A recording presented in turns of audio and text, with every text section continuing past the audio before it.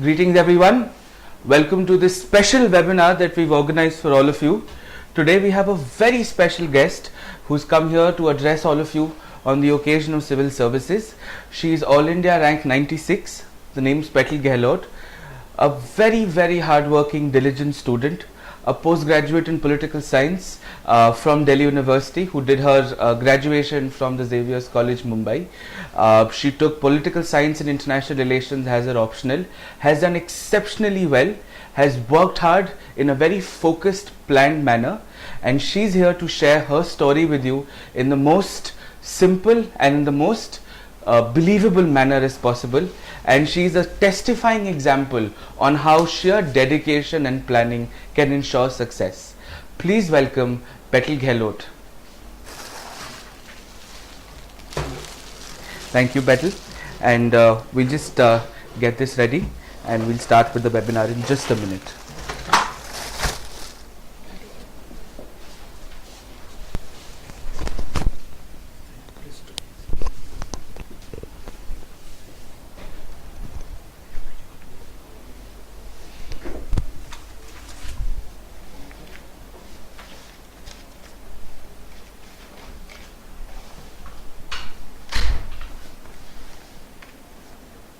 Okay.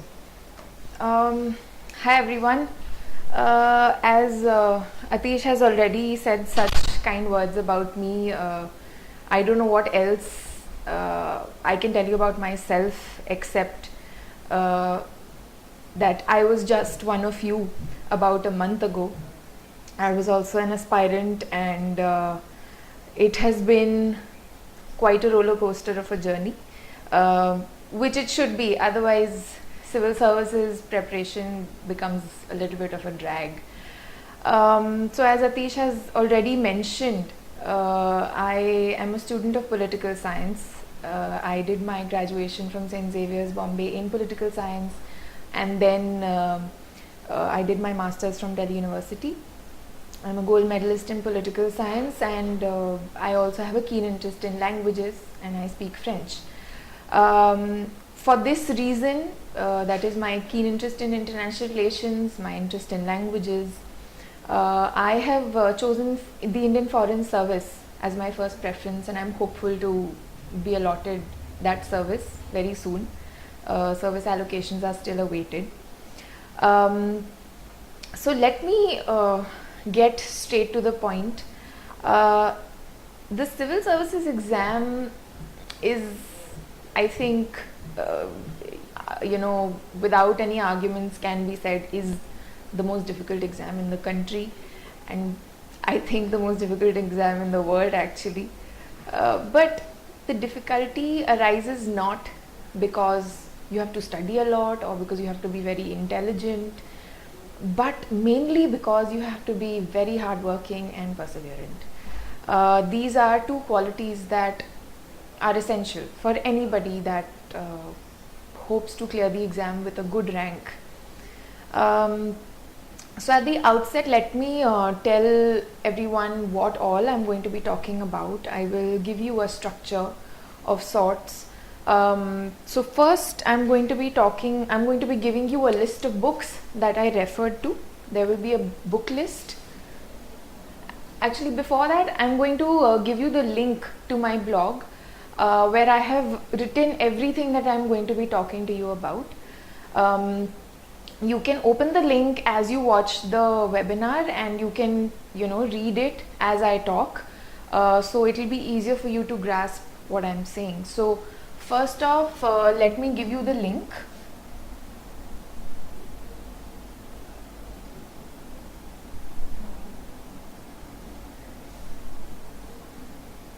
It is called The Scorpion's Opinion .wordpress.com. Let me repeat that. That is the Scorpion's Opinion.wordpress.com. So you can open this link. You will find a lot, like about 10 blog posts that I have written, out of which about 7 are relevant for all of you. So start from the beginning. The first blog post that I wrote was a book list for prelims and for mains for general studies. Second, I will be talking about the book list for political science. So those of you who have PSIR as your optional, you can take a look at that list, and you can, as I speak, you can just have a look, and then if you have some questions, you can write in the comment section, and after I'm done talking, perhaps after an hour into the webinar, I will answer your questions. After the book list, I will then talk to you people about my strategy of how I prepared for the civil services exam, and I will do this in great detail. I will talk about a lot of things, including things like who to speak to, who you should stay away from, what you should read, what you should not read, what you can avoid, and all of those things. After I do that, I have also received some questions from aspirants through email, which is where, let me tell you, I have also created an email account to answer queries from aspirants, and this is the address. It is called Petal CSE 2014 @gmail.com.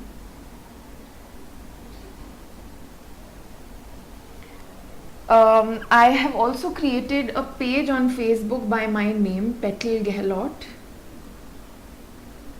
where I try to post regular updates on whatever I write about.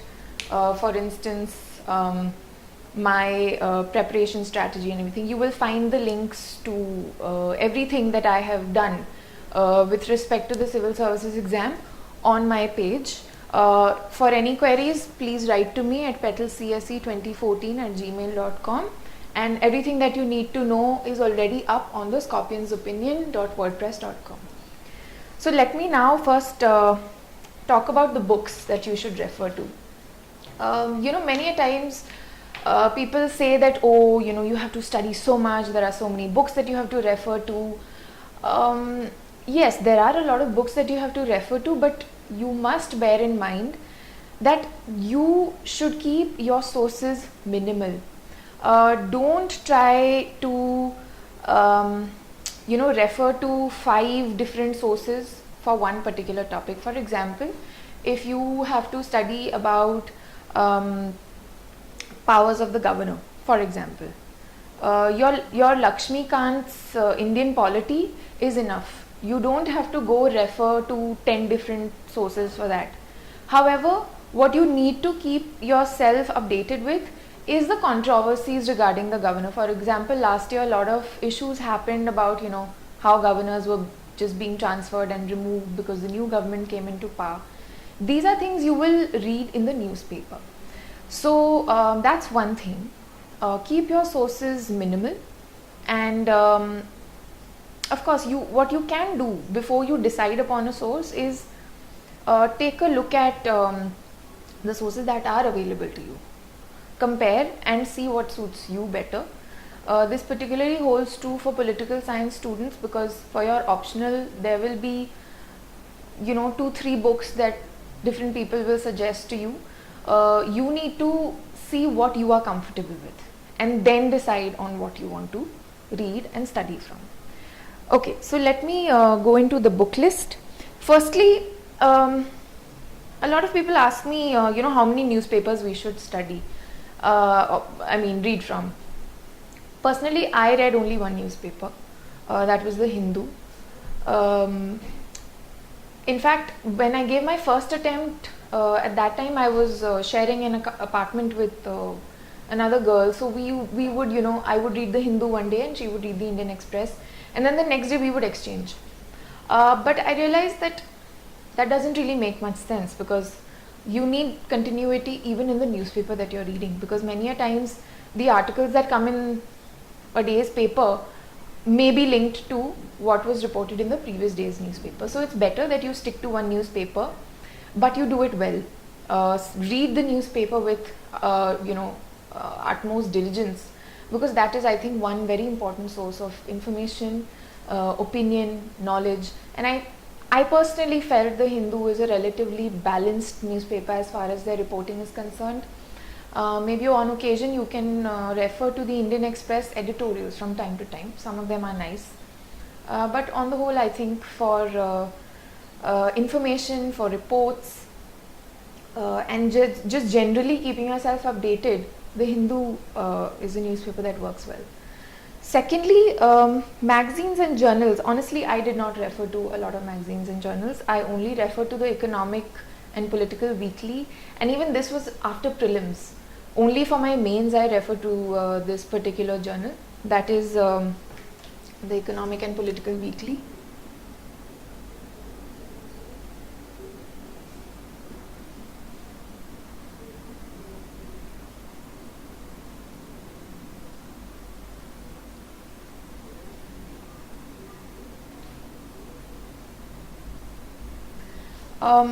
This will help you out for mains because they have a lot of articles. They have articles coming out every week, many of which are relevant to what you will be studying. Anyway, more on this later when I get to how to prepare. A lot of people ask me, ma'am, do you refer to Yojana? Did you refer to Pratyogita Darpan and Chronicle and all these? To be honest, no, I did not refer to them. I think when I started my preparation in 2012, I had picked up a Yojana magazine. I read one article, but I felt it was far too dry and boring. So I decided to not stick to Yojana because it just wasn't something I felt comfortable with. I think that's very important. Whatever source you refer to, you must feel comfortable. You must be able to register what you're reading. That's very important. So I think your newspaper and one journal, in my opinion, I think the EPW is a good one.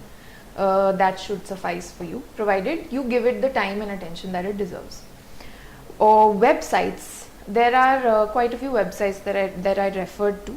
One is prsindia.org.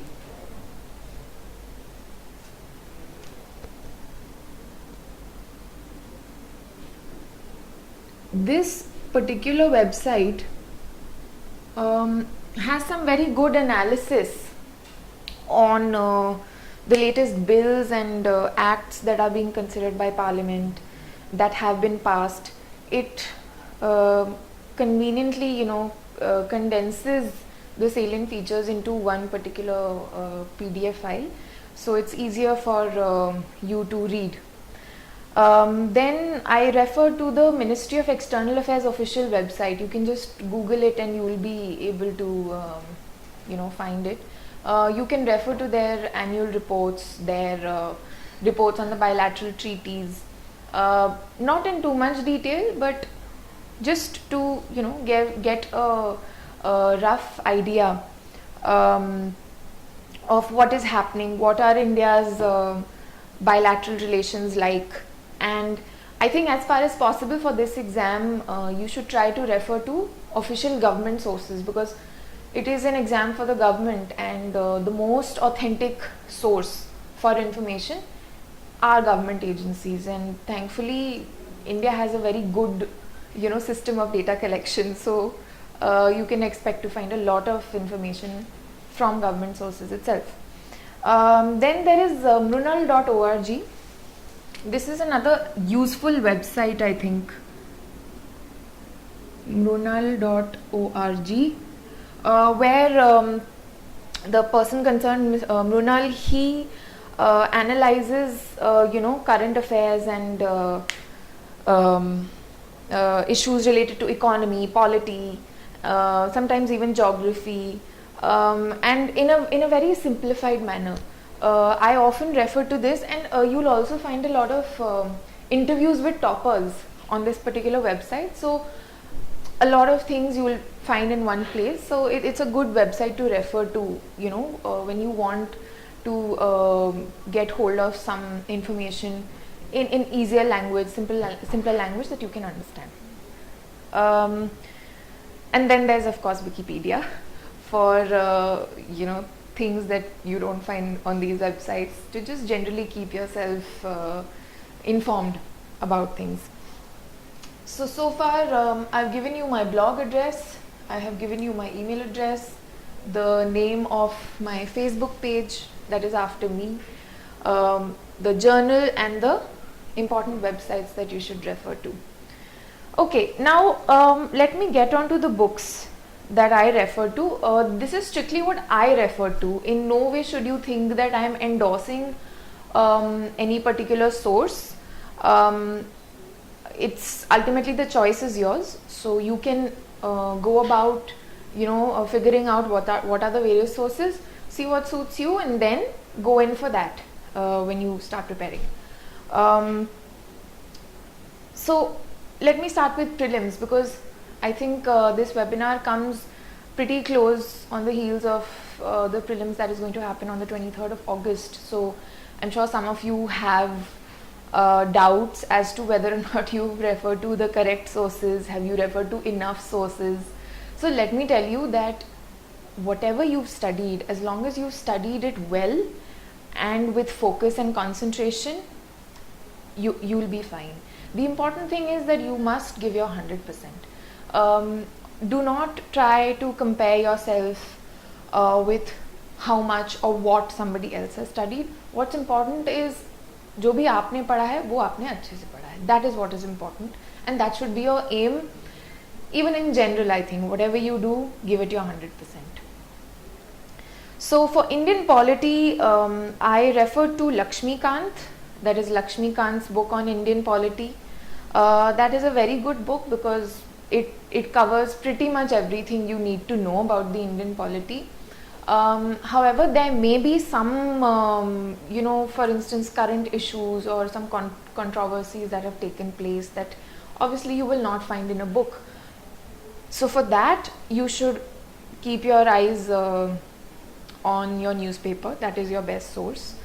And of course, prsindia.org, this particular website. This one. This is where you will find very important information on, as I said, bills and acts that have been passed or are under consideration. And then I refer to, since I had taken coaching at Vajiram, I refer to Ravindran sir's notes. Although in class you will get notes from probably 3 different teachers, but I personally found that Lakshmikant, just the book, was enough. Only Ravindran sir's notes, which I felt were a little, they were somewhat well researched and a little outside of what just the book provided. It provided me some extra information which I did not have to go looking for. So those notes I referred to for Indian polity, and I felt they pretty much suffice because I looked at the trend in the prelims GS papers, and I felt that polity, economy and history are 3 papers where they ask very standard sort of questions. You should be able to answer them. History may be a little tricky sometimes, but I felt polity and economy are actually, they ask you very fundamental questions, and if you don't get them right, then I feel there's a problem in your preparation, because these basics you must know, and since you are going to be a generalist, you're going to be an administrator, these basics are essential. If you don't know them well, your foundation is not solid, then you're going to face problem in your work and with respect to this exam in your mains. So please get your foundations right. I hope those who are appearing for the exam on the 23rd have done this. Secondly, for Indian economy, I refer to my class notes from Vajiram that I had made while I was attending class, and coaching class material. I think I had Shriram, and most importantly the economic survey. I think the economic survey is one particular document of the government of India that will solve most of your problems related to Indian economy. In fact, if to give you a precise idea of what is important in the economic survey, because I'm sure many of you will be wondering what you should study and read from that, and you're short on time, so how to go about it. Read the introductory chapter. I believe this time the economic survey has 2 volumes, so I can only guess that the volume 1 has an introductory chapter. In any case, you must read that, because if you do that well, you can afford to skip the other chapters in the economic survey. That's one. So let me erase this. Hopefully all of you have got my blog link. In case you haven't, you always can look me up on Facebook and find these links. So in the economic survey, you must refer to chapter 1, that is introduction. I'm not sure the exact nomenclature, but the introductory chapter of the economic survey, that you must read. Then you must read the chapter on environment. I'm not sure which volume this is in, because I haven't really looked at the economic survey this time in great detail, so I don't remember which volume it is in. The chapter on environment and human development. As administrators, these are some of the most important issues that we have to deal with. These are the most important issues in the 21st century. So these you must read in and out. And then you must look at all the boxes. Some boxes you may find are very factual and data driven. So those you can afford to skip. But most of the other boxes are actually quite helpful. So these are things that you must not miss out in the economic survey. You must absolutely read these chapters very, very well, particularly since you're so close to the prelims. However, for those of you who are giving the attempt next year, if possible, and if you can manage your time well, try to go through the entire survey, because many a times I felt my Indian economy was actually being revised, because a lot of the basic concepts that you study related to the Indian economy do come up in the economic survey.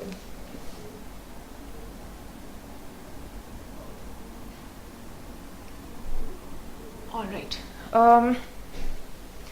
As far as ancient Indian and in fact even medieval and modern Indian history goes, for all of these I refer to the NCERT. These were the old NCERTs. A lot of students have been asking me about the new ones, and honestly I don't know much about them because I haven't really seen them. So I can only tell you from experience whatever I referred to. So ancient Indian history, I refer to the 11th standard R.S. Sharma NCERT, the old one. For medieval Indian history, I refer to the old 7th standard NCERT by Romila Thapar. The reason for referring to such a basic book for medieval history was that they generally don't ask a lot of questions from this particular period of Indian history. So it's okay if you read a relatively basic version of it.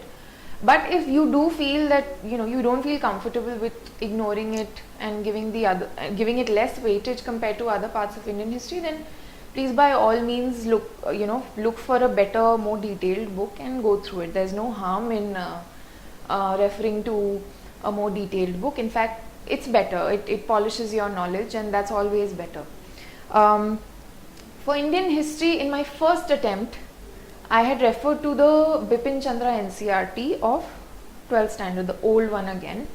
But in my second attempt, I relied more on the in modern history, modern India book by Spectrum. It's this bigger book by Spectrum. And I found it to be a good book because it has very to the point information given in very point forms and in a manner which is easier to remember. I also refer to the book called India's Struggle for Independence by Bipin Chandra. It's a Penguin publication book.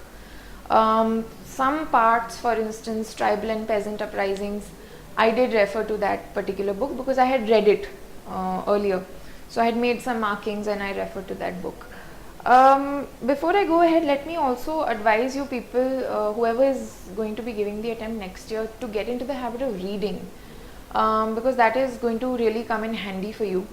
You need to be able to read and read fast and register what you're reading. That's very important.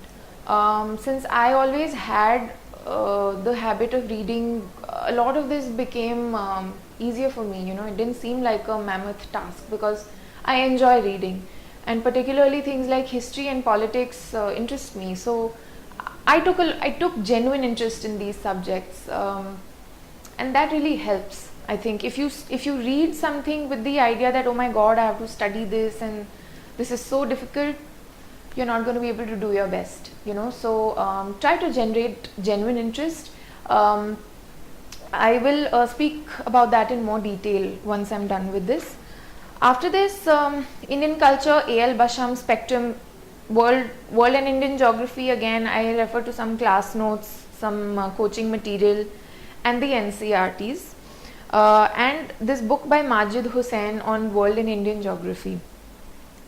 A lot of people have asked me about what they should refer to for ecology and environment. So I think for that there is a 12th standard NCRT book. Again, this is an old book that I referred to. And also I referred to, there was this handbook on environment.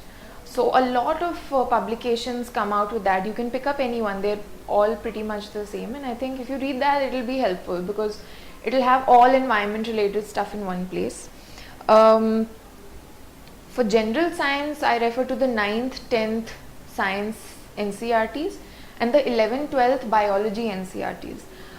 Because the prelims now also is conducted for the Indian Forest Services along with the civil services exam, there are a lot of questions very bioecology related.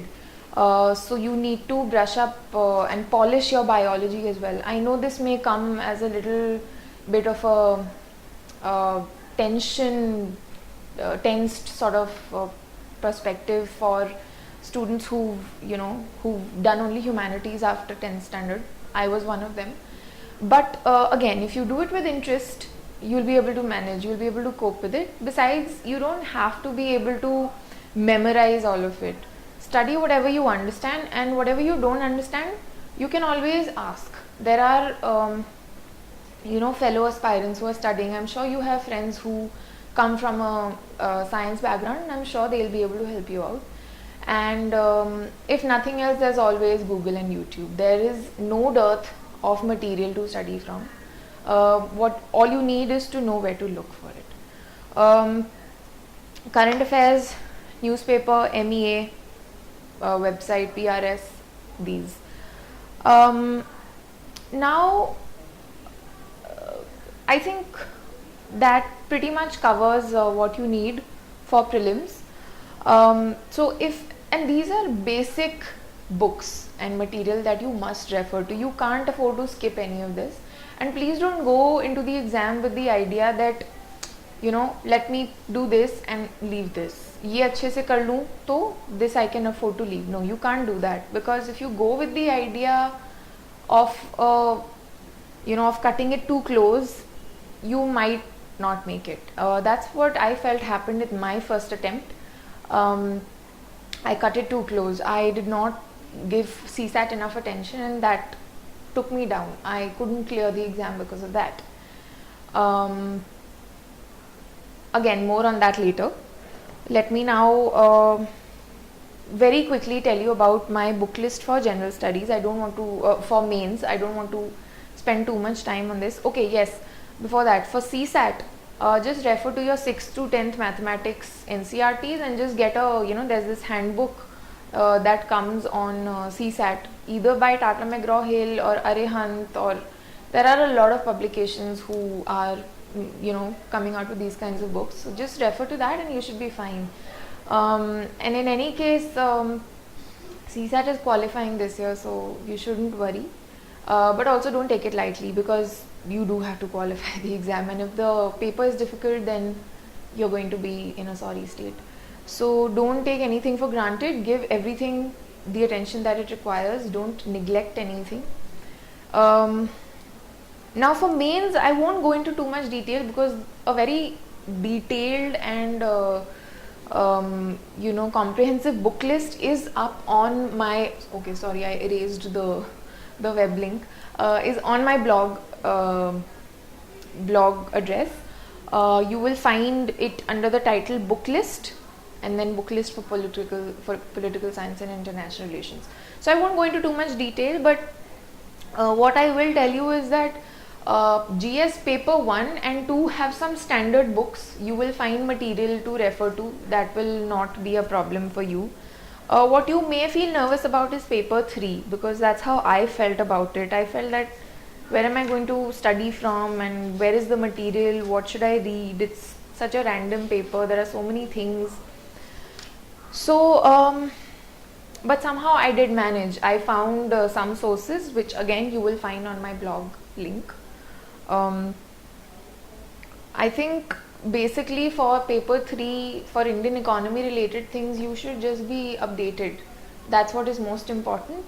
But you can refer to some books like the Oxford Companion to the Indian Economy.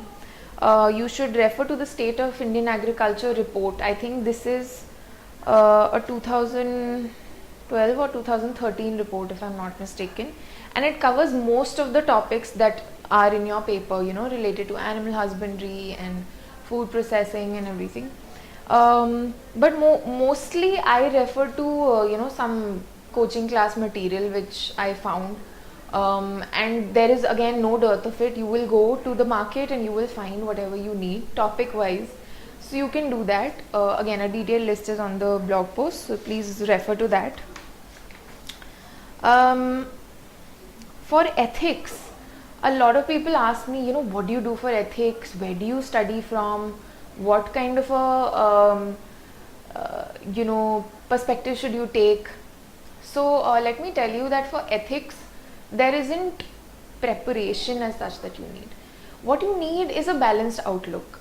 This is something that you need throughout your civil services preparation. Actually, you cannot afford to take an extremist line, either to the left or the right. You have to remain neutral, and the reason for that is that we as civil servants are expected to be politically neutral. We are expected to serve under governments of different parties, so we cannot afford to have an outlook that is too extremist. So you must try to be balanced, and this holds true most importantly for ethics. Also, the case studies aspect of ethics is actually very important and very helpful. If you attempt your case studies properly, you can actually score very well in that paper. My score in ethics is 115. People have scored even more than that. So there is a lot of scope to score in this particular paper. Again, here also you will find material of coaching classes, which is quite helpful. So in that sense, I think coaching classes material, just the printouts will help you. Sitting in class, not so much. I think self-study is the way to go for civil services, because sitting in a class with 150 other people, it's difficult to register what the teacher is saying. So the more time you spend in self-study will definitely be helpful. So that is the book list for ethics. Okay, yes, let me also tell you that the Administrative Reforms Commission reports that everybody finds, this big headache, unfortunately are very important. You cannot afford to skip them. However, you don't have to read them in their entirety. You can see which reports are relevant for your papers. So the report on ethics in governance, the report on e-governance, the report on disaster management, and on reviving the personnel. These reports are important. So you must definitely try to go through them, not entirely, pick out which chapters are important and read them. What you should be able to do is skim through. you don't have to sit and read each and every word in a particular chapter that you're reading. You must be able to just see outline keywords. For example, as I've done here, I'm sure the name of the chapter is something very long and something totally, something that you can't remember. But the important thing is introduction, environment, human development, and boxes. So this is how you need to be able to read as well. Just look for the keywords. And more importantly, you should know what the keywords are. That is also important. So bear that in mind throughout your preparation. Let me now in brief talk about the book list for political science and international relations. So I took coaching at Vajiram from Ms. Shubhra Ranjan. Now, for those of you who come from a political science background, you may not actually need coaching classes. What you can suffice with is, her coaching class notes. There is postal guidance material available as well, as far as I know. You should find out about that. And what else?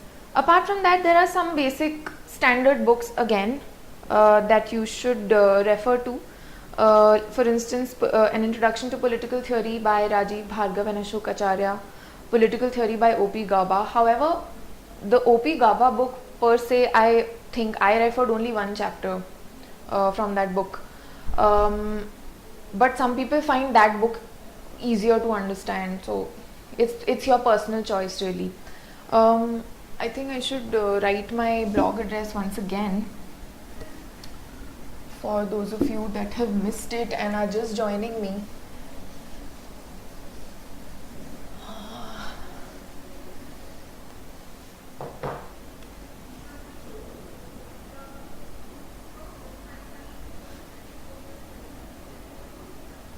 It is the Scorpions opinion .wordpress.com. Okay, I hope you've got that. I'm going to try and let that be there for your benefit, so that you can refer to it as I speak. Right, so yes, so the list for political science again is up. I don't want to spend too much time on that because there are some other important things that I'd like to discuss with you. So again, keep your sources minimal. For political science, let me tell you, your basic strategy should be that you keep your foundations solid. As I have already mentioned, keep your sources minimal, your foundations must be clear, and this will help you in your general writing skills, because when you're writing an answer in political science, if your foundations are clear, you will be able to write a better answer. You will be able to explain your ideas more clearly. So definitely refer to these basic notes. Now, the approach to studying political science will be different for pol science students and for non-pol science students, particularly from an engineering background.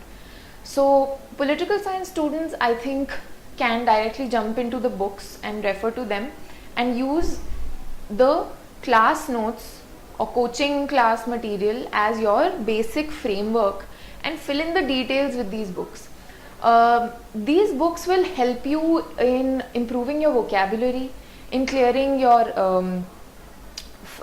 clearing your fundamentals, and also in giving you some examples, because for political science, very often you will find that when you want to explain an idea, the best way to do it is through an example, and quite often you will find them in these books. The same applies to GS also actually. When you are writing your GS answers, it's a good idea to use examples to explain what you're trying to convey. Alright, now The political science book list, as I have mentioned, you will find Indian political thought. I have written this book by MP Singh and Himanshu Roy, which is a Pearson publication. To be honest, I was not very satisfied with the book, but somehow that was the only source that I had for some topics like Manu and I think a couple of others. So you should try to look up a few more books on this particular topic, that is Indian. Now for international relations, the part on international relations theory, I refer to this book by P.U. Ghosh, but I believe there's a book by Andrew Haywood which is good. I haven't mentioned it on my blog, but some of you can just take a look at it. I believe it's a helpful book. I have mentioned Andrew Haywood for political ideologies. You can refer to him for IR as well. Andrew Haywood.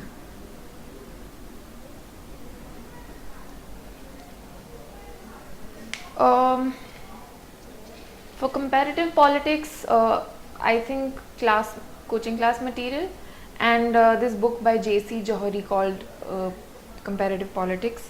Again, this is on my blog, so you can find it there.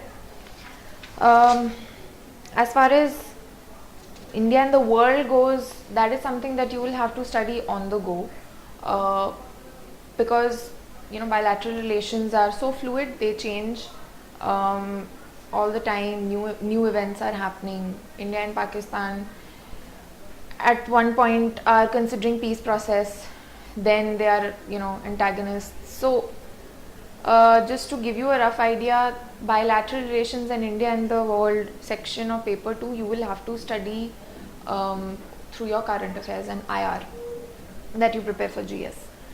So I think that's pretty much it on the book list. Let me now go on to the most important part of this webinar, what I want to talk to you about, and that is how to go about your preparation. Now the post on the blog is very detailed, so I'm not going to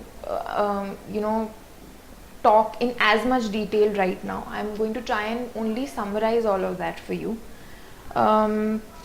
Those of you who are just joining me, let me again give you a background where I come from.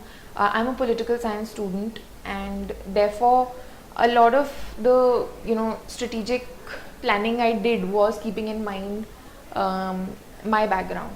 If you are an engineering student or a medical, I don't think medical students really take political science, but in case you are, then you may have to fine tune your plan to suit your own needs. So before you jump into the preparation for the civil services, you must first assess yourself. Assess where you stand in terms of knowledge, in terms of capacity, in terms of focus, in terms of interest. If you are, for example, if you are an economics student, but you find that from the perspective of civil services, economics is not a subject that you would want to take as your optional, then consider subjects like sociology or political science, because these are relatively less technical. Economics can have some quantitative aspects, and if you're not comfortable with that, then you can consider another optional. Okay, now before I go into my preparation strategy, I'm going to give you a timeline of what to study when, and this is how it is. I'm going to be erasing this.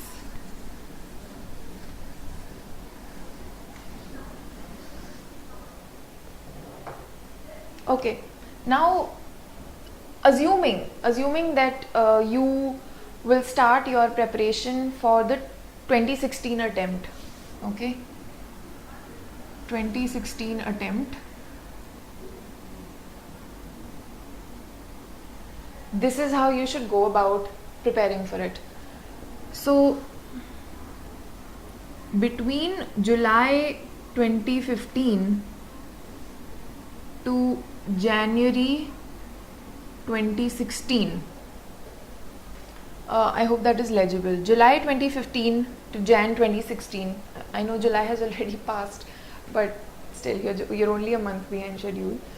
You should have read the portion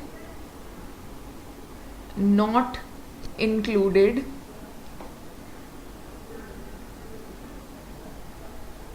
in prelim but included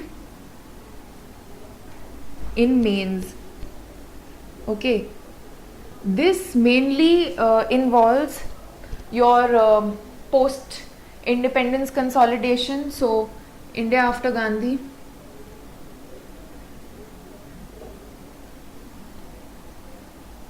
by Ramchandra Guha. This is what I read. I was also told about India since independence by Bipin Chandra, but somehow I preferred this book. It's totally up to you. I think for those of you who find history a little dry and a little boring, this may be a better book because it's written in a more interesting manner and it has the same facts as India since independence. So you can so India after Gandhi and world history.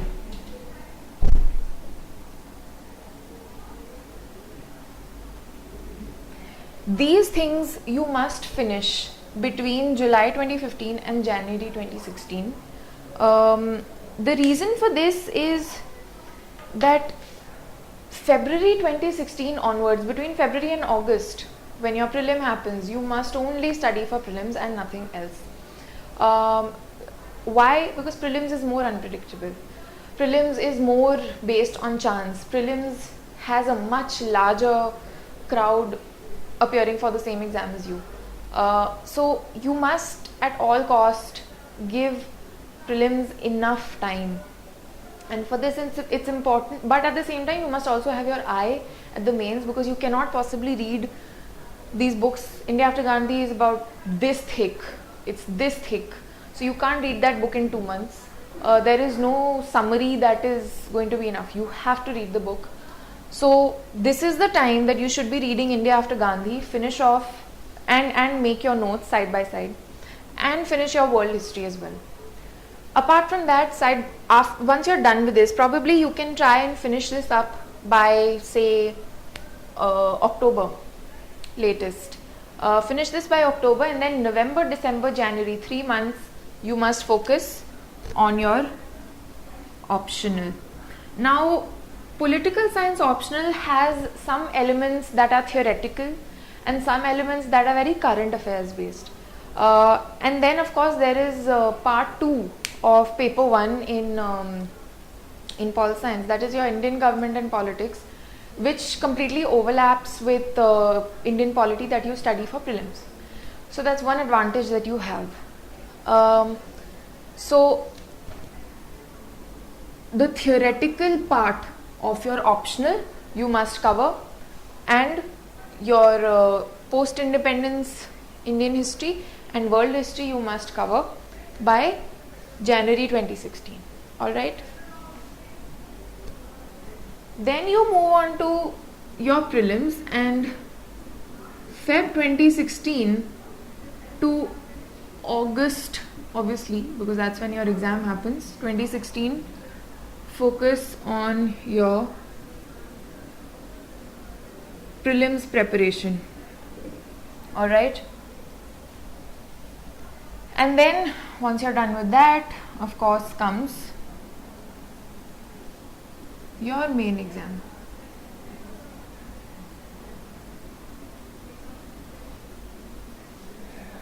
Okay. I know there will be questions as specific as how much of a break should we take after prelims, since many of you will be writing prelims. I would advise don't take a break more than 4 to 5 days. Some people take weeks, 10 days, 2 weeks. Not required. Why? Because you are in the momentum. You've just given an exam, and the next stage is stage requires that you build on your prelims preparation. So don't lose momentum. Don't waste time. If you are taking 4 to 5 days off, make sure you relax, you unwind, you clear your mind, you are back in the game, and then you start preparing for mains, because mains is the real battle. And I think most people who come from a technical background, since they are not used to that kind of answer writing, will be a little afraid of this stage of the exam. So definitely you must economize on your break and get back to your mains preparation. Now, how do you approach prelims? Your prelims preparation, as I have already said, must be very solid, and then you build upon your mains preparation on that, because everything you study in prelims, except probably ancient and medieval Indian history, all of that is repeated in your mains, be it modern Indian history, be it culture, economy, geography, ecology, environment, polity, of course. All these things you need for your mains, and if you don't study well for prelims, you're going to have a tough time preparing for mains, because then you're going to feel that, oh my god, there is this big mountain of stuff that I have to study. I am not sure if I know this well. Will I be able to study? You end up wasting so much time in just thinking about all this that you won't be able to prepare for mains. So definitely prepare for prelims very, very well. Now, with such less time remaining for prelims, there is no time to learn anything new. So what you should be doing is just revising. Revise whatever you've studied, go over what you've read, practice a lot of mock tests, and you don't need to join a test series for that. You can just pick up papers from the market. Don't pick up subject wise mock tests. They're not really mock tests. That will not help you, because those will be in so much detail that those kinds of questions will never really come up in the prelims. So what you need is a comprehensive mock test that has questions from polity, from ecology, from history, from economy, from current affairs, from science. Pick up that kind of a paper and practice. Practice will really help you. You can do it, you can pick up any papers from different coaching classes which you will find in the market. So that's for prelims. As far as mains is concerned, a lot of people have asked me, do we need coaching? Do we need to, I have already joined coaching, but I'm not able to, give time to self-study. Those of you who have not yet joined coaching, I would advise that you don't join it even later, because the pattern of the exam is such that it requires self-study. Nobody is going to be able to teach you all these things. These fundamentals you need to be able to understand yourself. And now there is so much resource available online that you don't really need a teacher physically present to explain these things to you. But if you feel that you are not you're not able to deal with it, you want a schedule for your life, you've had a very irregular sort of daily schedule, then perhaps coaching class can be joined. But I think it's too big an investment to just have a regular routine. I think that's something that you should be able to do by yourself. Secondly, should you join coaching class? How do you manage your time? Honestly, what I did was, I think not less than halfway through the coaching, I realized that I'm not getting anything out of it. I'm just coming to class, sitting, not really registering what is happening, going back tired, and not being able to study on my own. So then I stopped attending class. Except I think a few subjects maybe where I thought that okay, this particular teacher I feel is good and is teaching something worthwhile, I attended those classes. But apart from that, everything else I did on my own. And in fact, that was during my first attempt. During my second attempt, I took no coaching. I overhauled everything and I reworked, a whole strategy for myself. So please don't be under the impression that coaching class is a must and is a necessity. No, it's not. Save on your money, save on your time, invest that money in good books, and invest that time in studying on your own. I think self-study is the best way to go about the civil services preparation, because once you do something on your own without being spoon-fed, you will actually feel more confident about yourself. So definitely, I think that is the way to go about it. As far as test series are concerned, I've already told you what to do with prelims. For mains, I only joined a GS test series, and that too one mock test per GS paper. There are series with like 12 tests and 16 tests and all. I personally didn't feel like I needed it, but then that's because my writing skill in general is decent. But if you are a little unsure, then please feel free to join mock tests. They do help. Mock tests, I think, do help. Coaching class maybe not so much, but tests help in the sense that you're able to time yourself. You're able to understand, where you need to make improvements and make amends. So I think definitely join a test series for mains, for general studies. And as far as political science is concerned, I did not take any test series for that, because as I've already mentioned several times, I'm a student of political science. So what I did was I wrote maybe 4 answers in a span of 2 months. I had aimed at writing at least 2 answers every week, but it just didn't work out. So I wrote 4 answers. I got them checked by my dad, because he's also a political science student. He's been a political science student in the past.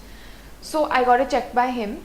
I got his opinion. He was able to give me a good feedback, and then I was able to make the necessary changes in my preparation that was required, or in my writing skill, and I think you should go with that. Okay, now some questions are coming in about which mock test is better. Honestly, mock tests are all the same. As far as prelims are concerned, you can just pick up any mock test that has a comprehensive paper, not subject wise, not only polity, a paper only on polity or a paper only on history. That is not helpful. I've taken it and it was bad. It helps you in no way. What you need is a mock test that replicates your civil services prelims experience. Okay, so take that kind of a test. As far as GS is concerned, I think there are so many in the market. I can tell you, I took the vision mock tests for GS, but I've heard that almost all other institutes have, they have the similar pattern. They will give you a feedback. Their test papers are pretty much the same. So go by your own instinct and whatever you hear from your friends who are preparing for the exam. How to prepare for the essay? Essay is something that I believe many people will be a little afraid of. There is no need to be afraid of it. What you should do is use your GS and optional as your source material, the source where you will draw information from, and then use that information to convey your thoughts. So a standard, okay, I'm gonna erase this timeline. I hope all of you have got it. In case you have not, you can refer to the blog link. It's up there. Everything that I'm telling you guys is up on the link, so no need to worry. You have not missed anything.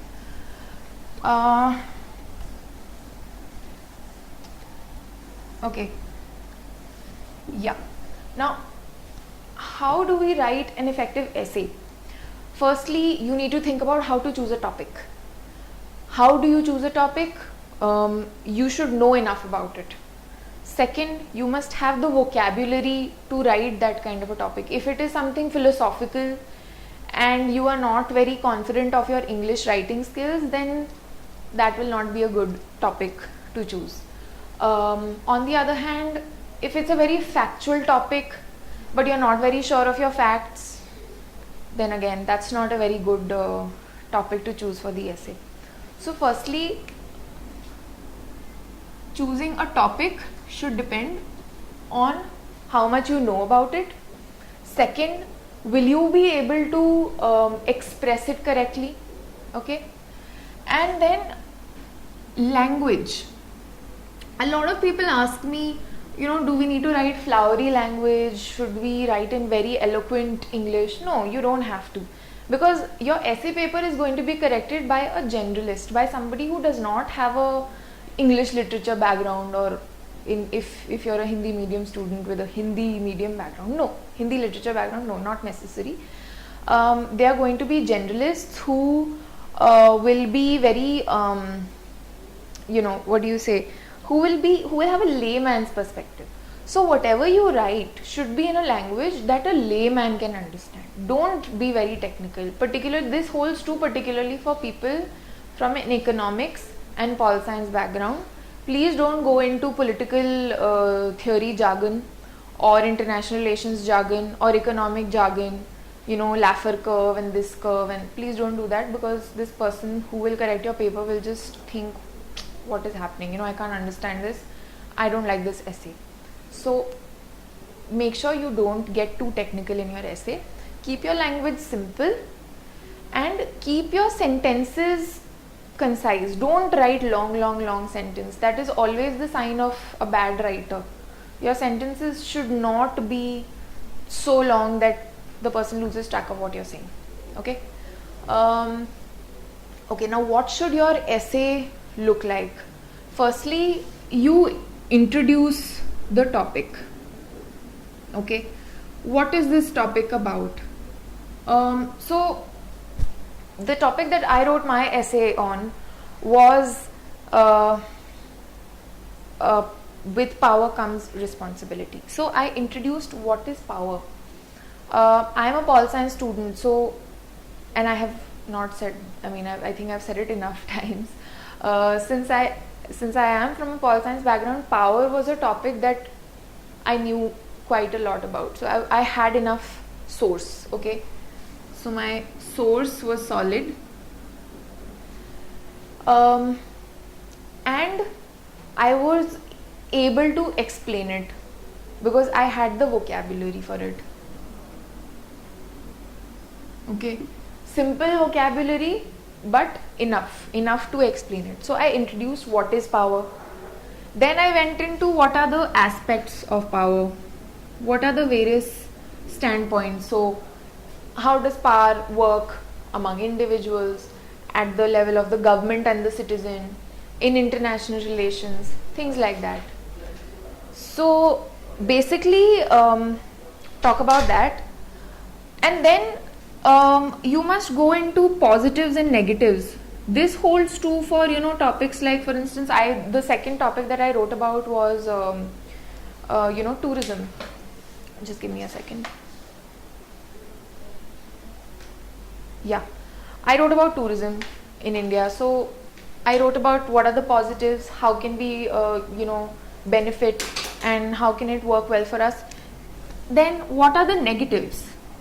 Where are we faltering? Where are we falling short? And then you conclude with how can we improve. Please remember that as government servants, you are expected to provide solutions. So in every answer, you must provide constructive, practicable solutions. That is very important. And the same holds true for your essay as well. If it's a problem that you're dealing with, you must come out with practical solutions. Okay. I think that pretty much covers how you should go about your essay. Your structure must be very clear. There must be a chain of thought. You can't write one paragraph on one topic, second paragraph on something completely different. No, there has to be a chain of thought, and that is the sign of a good essay. get your reader engaged. That's important. Okay, now questions are also coming in about should we join a coaching class and or should we study ourselves?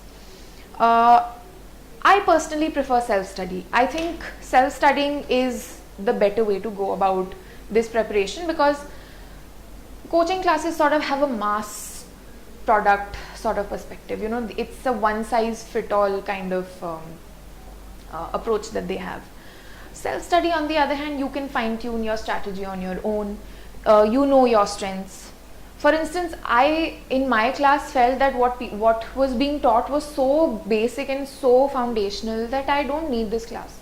But for most of the other people who came from an engineering background, it probably was helpful for them, because that was very basic stuff and they thought they needed help with that. But even if you are from an engineering background, your NCRTs are adequate for you to be able to study for this exam.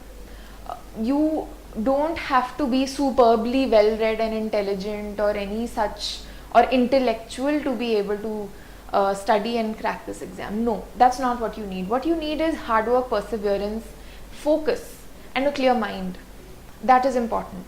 So, and a coaching class cannot give you that, but self-study can. Self-study will tell you where your strengths are, where your weaknesses are, and you yourself will be able to work on that. So definitely I would say self-study is the way to go. All right. Somebody is asking me if they should join coaching classes because their answer writing skills are bad. To be very honest, I have not come across any coaching institute that tells you how to write answers. Even their essay modules, they're quite unsatisfactory. They will just discuss some issues and give you some handouts. That's about it. That's not going to tell you how to write answers. Answer writing will come with practice and discussion. So you write an answer, show it to one of your elders or some friend, some reliable friend that you think, or if you want, you can actually email them to me. Whenever I have the time, I will be happy to respond. So you can get them checked by your peers and use that input. Coaching class is not going to help you in answer writing. So answer writing will have to come from yourself, from within. Practice, keep writing until you are satisfied with it, and be confident. Don't worry about is this good, is this bad. No, write what you feel is a good answer. Get it checked, be open to criticism, and use that to your benefit. Whatever criticism you get, you must be able to use that positively. Okay.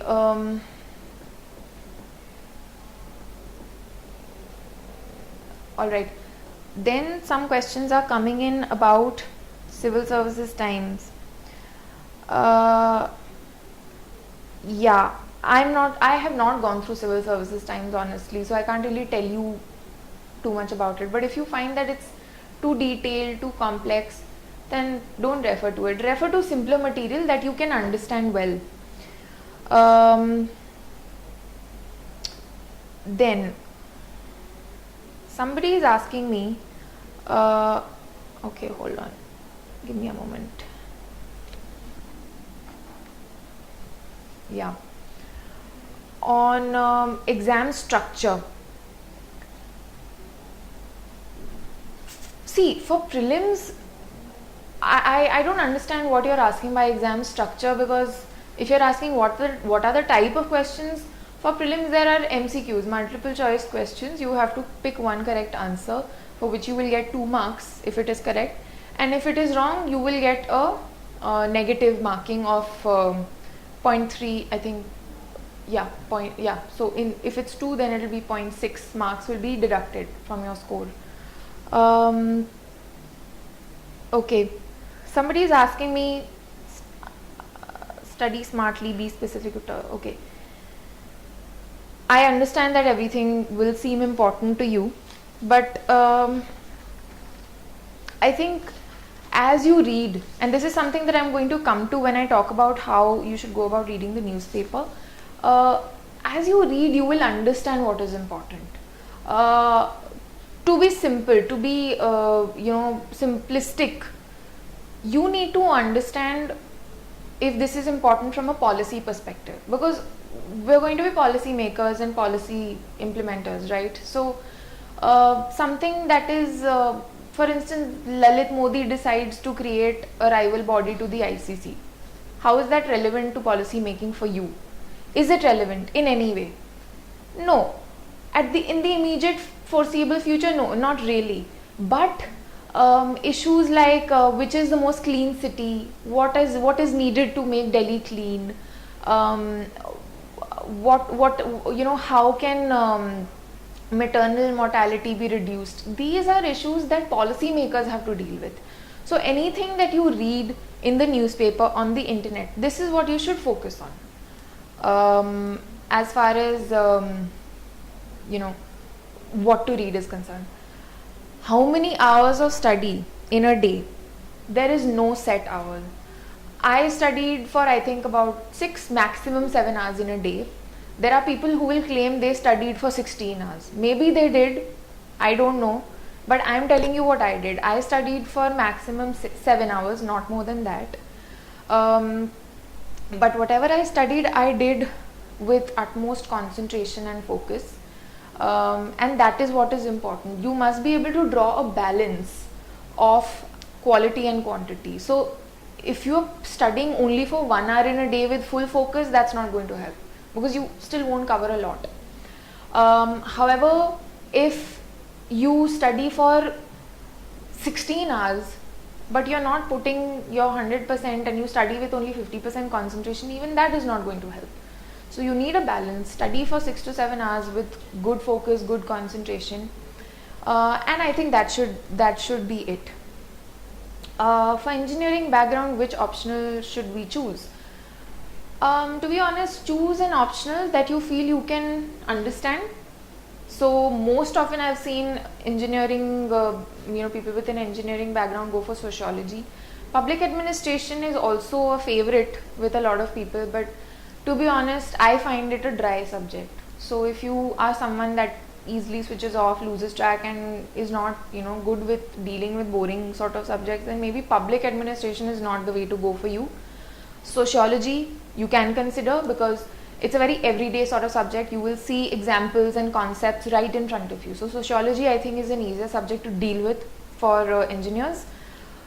Political science, if you are someone who has the habit of reading, then pol science can be the way to go for you. Also, the advantage with pol science is that the whole pol science optional syllabus finds its way somewhere in the GS papers. So I've written this in my blog, so for more details you will find that. Let me now go on to managing social media and your company and everything. So I stayed away from Facebook for a whole year because I found it to be a distraction, and I was in the company only of people that I found were mentally, intellectually stimulating, in the sense that I could discuss issues with them. I could get different opinions from them. I discussed a lot of things with my family members, because when you are writing an answer, you need a very balanced opinion, and you can't have a balanced opinion until and unless you know different perspectives, and you will not know different perspectives until and unless you discuss these issues with people. So you should definitely talk to people with who are like-minded, that you feel help you keep your mood positive, encourage you. Stay in the company of those people, and just for about 2 years, just you should be ready to give up your social life. I did that. I put myself under house arrest and I only studied. I took a break once a week, either on a Saturday or a Sunday, when I felt it got to me and I was studying too much and I was almost on the threshold of saturation. I took a break. I went out, met 1 or 2 of my close friends, came back and then would resume studying, and that worked for me. Or I would just stay home, watch a sitcom just to lighten my mood. So don't be a bookworm, because even that is not going to help. You need to again draw a balance between your studying and your breaks. Obviously you must make sure that your breaks are not disproportionate to the amount of work you're putting in. Your breaks cannot be like 5 hour long and you're studying for just 3 hours. That is not good. Okay, how do you manage to keep yourself pumped and really into it? As I already mentioned, you must not at any point cross your saturation point. Don't allow yourself to drift away in your preparation so much that you become a zombie. What I mean is that have a life. It's okay to go out once in a while, watch a movie once a month. That's fine. That's acceptable as long as you're putting in the hard work. Don't, you went for a day to the mall and then 2 days of studying and like, oh my god, I'm tired, I'm gonna go out again. No, you have to put in the hard work. Only then do you deserve to take a break. That is what is important. Revision, I would say, somebody is asking me when should we revise, how often. I think current affairs you should revise once a week. Make it a Sunday. This is mainly your newspaper. What I did was, let me just straight on jump to how to go about the newspaper. Basically, I would take 1 hour out in the morning. I would get up, have my tea, take 1 hour, read the newspaper. And then what I would do was I would mark out whatever I would highlight whatever I thought was important. If I thought the whole article was important, I would cut it out, paste it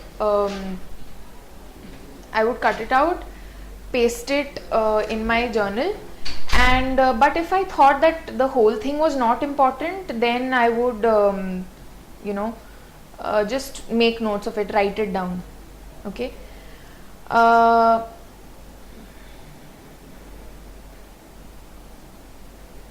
Sorry about that. Yeah. If you feel that the newspaper is really dry and boring and how do I revise it, you just have to power on. Try to get yourself interested. That's really important. I think if you study with interest, the preparation will not feel like such a task. Somebody is asking how do we go about the preparation with such few days left. As I've already said, this is not the time to learn anything new. What you should be doing is now just revise. Whatever subjects you have covered so far, you should just go over. Either if you've made notes, go over that. If you've referred to a particular book, go over that. Just read it. Read whatever you've written. Nobody generally studies without making some sort of notations or proper notes or whatever. So go over that, and I think now just revise. Keep your mind calm. That is what is very important, and I think you should be fine. Okay. Sorry, let me just. Civil services times for current or national events. As I've already mentioned, I am not very acquainted with the civil services times, so I don't know how good or bad it is. People have asked me similar questions about world focus and international affairs and whatever. I don't really know. I stuck to the Hindu and the EPW, and that worked for me. So I would recommend the same for you. The reason behind that is that these journals and magazines literally spoon feed you. They will just write key features without you actually understanding why they are important. And for that, it's important to read the newspaper article. This is something I've written in detail on my blog post about the newspaper, which is called Daily News and Analysis. Please read that. That I think will help all of you in your in dealing with the newspaper. now is the time to just keep your mind calm, because the exam is so close. Just keep revising, keep going over what you're doing. If you feel a little bored of doing that, revise a little bit of CSAT, do some math sums, do some logical reasoning, or do a comprehension. Okay, that will unwind you. Believe it or not, it helps. That's what I used to do. Whenever I felt saturated with GS, I would take up some practice questions for CSAT, and it helped.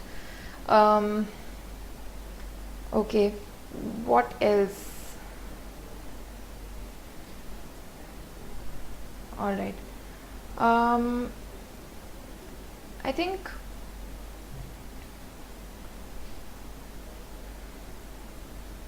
yeah. Okay.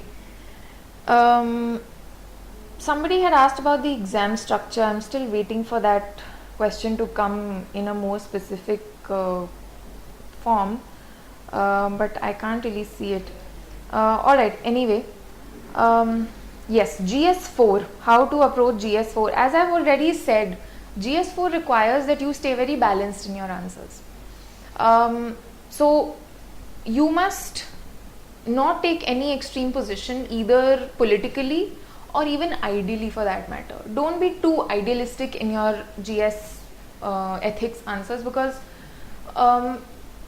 they're looking for civil servants who provide solutions, and idealist sort of answers are not often practicable.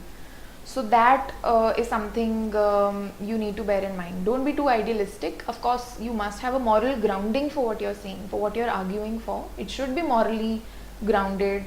It must remain within the standard rules and laws of the country, the constitution of the country, but it should be practicable. And this is something which will come only through practice. So for ethics, you must try to attempt these case studies. That will help you. Get them assessed by anyone, either somebody at the institute, or I think, as I've said, I think for GS it's appropriate to take test series. For those of you who are not sure of writing skills, test series is helpful. Coaching class, not so much. So this should be your sort of 2-3 rules of your preparation. 1, self-study. 2, test series for improving your writing skills. And 3, read up. Read a lot. Be inquisitive. Be curious. Don't settle for hearsay. You must at all points be very accurate in your information and in your arguments, because factually incorrect statements will be bad in your mains also, and in your interview as well. Okay. Again, the question is coming on prelims and mains. I don't understand the exam structure, so please be more specific about what you're asking. Next section. Okay, again, how to find relevant articles in the newspaper, even if it's related to economy.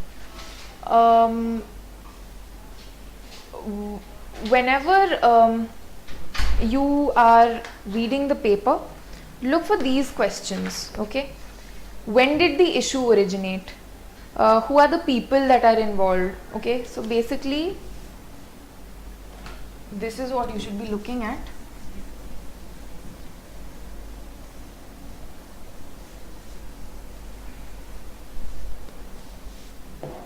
Yeah. When, who, okay, who are the parties involved? What are the pros and cons? Okay, how do we benefit? How does the other party benefit? How are we negatively affected? What are the problems? Okay, and what are the various perspectives? So what does the left say? What does the right say? What do the what do pro-farmer lobbies say? What do pro-corporate lobbies say? get an idea of these perspectives. What is the official standpoint of the government? That is the most important. You must know that. How can problems be minimized? Okay. And what are the implications for the future? How is this particular issue going to affect India or the world in the future? These are the things you need to look for. So, is for example the IPL scandal of any consequence in the long run? For cricket maybe, but for the whole country at large, not so much, not really. So scandals and scams are anyway things that usually the UPSC does not question you, ask you questions about. You should mainly be focusing on policy issues. Note making, as I've already said, look for these answers and mark them, write them if you feel comfortable. Otherwise, if you think the whole article is important, cut it out and paste it in your book. How can I improve my reading speed? This is a very often asked question. Excuse me for a second. Yeah. Practice. Read and read and read. That is the only way to improve your reading speed. I know initially you will feel that you're spending 2 hours in newspaper reading, but that happens to everyone. Nobody is awesome at it right from the beginning. It takes time. Don't worry. Just be patient. Keep a calm mind and power on. You will manage. Okay. Can we find case studies for ethics? I think if you Google it, you will find it. There are some of these DOPT documents that I had found online itself, which have some case studies. Otherwise, just go in for that, for those mock test papers of any coaching class and just practice those. Are NCERTs enough? Please refer to the book list that I have mentioned on my blog. I've already spoken about this in detail, so just look that up. If you do your NCERTs well, for most parts of it, you should be fine. Maybe in your mains, you will need to refer to a couple of more books, maybe 1 or 2 more books. But otherwise, your NCERTs are fine. How is Vajiram test series? I would advise you not to join them. To be honest, they didn't help me. So I don't think Vajiram test series, because the problem is their classes are not in sync with their test series. They will have one polity class today and then the next one 10 days later, but the test will be only about polity, so that doesn't really help. In any case, test series, I think as far as possible, just get the test papers home, buy them from the market, get them home and practice them yourself. I think that is the better way to go about it. Last minute message to civil services aspirants. Be confident, trust your instinct, trust your gut. That's, I think, at this stage, that is what is important. Don't worry. If you have put in your 100%, then the fruit will be commensurate to that. Okay, so don't worry about that. Okay, somebody is asking papers for exams, that is what would be the papers for prelims and mains will consist of CSAT. Okay, whoever is asking the question on what these exams contain, please take a look at the notification of the UPSC for the civil services exam. You will find the syllabus there. Okay, look at the syllabus before you start preparing. You need to know what you're studying for.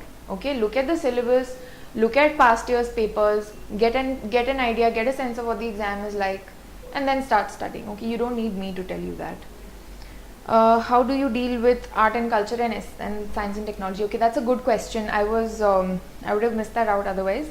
Art and culture and science and technology are, sometimes people find them a little random. They don't know where to study from. Again, for art and culture, I have put up the list, the books that I referred to. Use visual aid. So what I did was I used to draw. I actually drew the temple structures of Nagara, Vesara, Dravidian style to understand what the various aspects are. So that's one way to go about it. look at pictures, paintings, dance forms. I saw pictures and understood what they're like. For science and technology, I only refer to whatever was happening in the coming in the Hindu. Every Thursday they have that science and technology section. That's all I read through, honestly, because science and technology, there's very little you can do. For mains, what I did was I found this stack of coaching class material. Again, science and technology, just refer to pick up material from any coaching class and just read through it. Whatever you can register and remember, good. Whatever you don't, you can't help it. It's alright. Just don't worry about it, because science and technology relatively has less weightage. Okay, so don't fret over it. If you can understand it, well and good. If you can't, it's alright. You don't need to worry about that. Subject you should focus more on. I would say polity, history, economy and ecology. These are very important. And geography also becomes important in the sense that many a times, questions come from like atlases. This mountain range is arrange these in north to south order. That you are not going to know unless you actually looked at the atlas. So do that.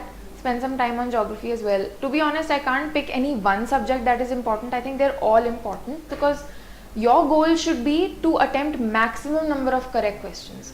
Don't try to stay only above the cutoff, because mind you, the cutoff changes every year. In my first attempt it was 241, in my second attempt this time it was 205 apparently. So you can't say my score in my second attempt was lower.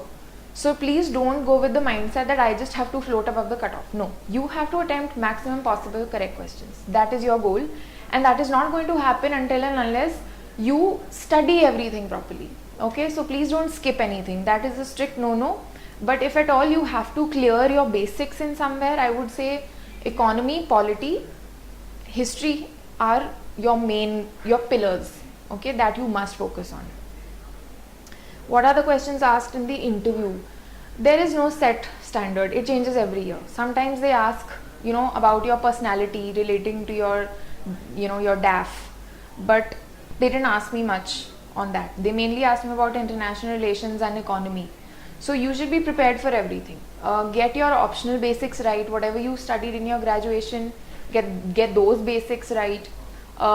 International relations and economy, polity, basics, you must know. Just go over everything that you've studied, you've prepared for mains, and I think you should be fine. See, interview is something that a lot of people wonder, do they grill you, or how are they? Are they lenient? There's no way to find out, because your interview board, you will find out just before the interview. But some tips that I can give you is that always be very calm, speak slowly, listen to your interviewer, understand their question. If you have not understood, ask them to repeat. They will gladly do it. But at no point should you bluff. If you don't know about a particular question, it's okay. It's fine to not know. But what they don't like is when you try to show that, oh, I know, but you don't actually know. They are not going to appreciate that, and you will do very badly in your interview. So definitely be honest about your knowledge. Do not argue at any point. Please do not argue in your interview. If you don't agree with what the interviewer is saying, politely say, sir, I'm sorry, I don't think I know enough about this. Maybe I should read a little more. But do not argue. Even if you feel very strongly about a particular issue, arguing with the interview board is a strict no-no. Okay. What else am I missing out? I think I've pretty much covered all the questions. In case I haven't, please post them again, because I may have missed something out.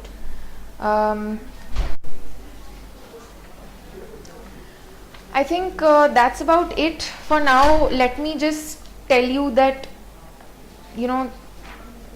I'll try to simplify it for you. So I've come up with these 8 rules that you can follow. And firstly, if you are not planning to undertake any coaching classes, stay with family, stay close to people that make you happy, that encourage you.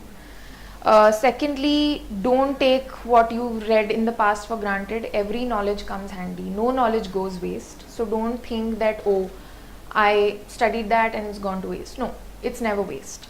Thirdly, please assess yourself on your own. Don't assess yourself on the basis of what somebody else has done. And you yourself can help yourself out. Okay, nobody else is going to come and do it for you. Please be ready for immense hard work in this preparation. There are some people who say, oh no, I hardly studied and I got through. I'm not one of those. I really worked hard and that's how I've gotten here. So I will not misguide you by saying, oh, it's really easy and oh, you can be chill. Yes, you can be relaxed, be calm, but be focused.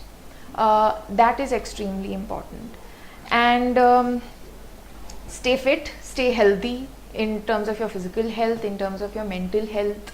I made sure I don't lose track of that, because when you're not physically healthy, you don't feel like doing anything else. Okay, and don't give up on your hobbies. If you sing or you dance or you like listening to music, keep that. Don't give it up while studying, because that is what is going to keep you tied to the rest of the world. Otherwise you're just going to be in your own little bubble with no contact with other human beings, and that's not what we want. And lastly, please don't be afraid. Don't be afraid of anything. I was really afraid in my first attempt and it didn't work out, but in my second attempt I went with the idea that I've given it my 100%. Even if it doesn't work out, it's fine. Civil services exam is not the end of the world. There are so many other opportunities that we have. So even if this doesn't work out, it's all right. There are so many other ways that you can make a difference to society. So don't worry, keep calm and power on. And all the best to everybody.